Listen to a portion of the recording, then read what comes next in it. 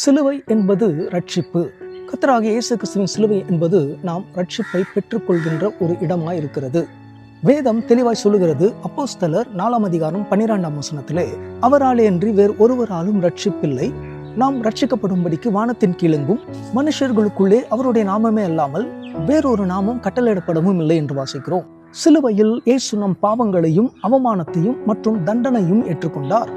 அவருடைய பலி நிமித்தம் நாம் மன்னிப்பையும் மற்றும் நித்திய ஜீவனையும் பெற்றுக்கொள்ள முடியும். தேவன் பாவிகள் ரட்சிப்படையும்படிக்கு ஒரு வழியை உண்டாக்கினார் என்று சொல்லி சிலுவை நமக்கு தெளிவாய் உணர்த்துகிறது. ரட்சிப்பை நம்முடைய நற்கிரியைகளினாலும் மற்றும் மதத்தினாலும் பெற்றுக்கொள்ள முடியாது. மாறாக இயேசு கிறிஸ்துவில் விசுவாசமா இருப்பதனால் மாத்திரம்தான் நாம் ரட்சிப்பை பெற்றுக்கொள்ள முடியும்.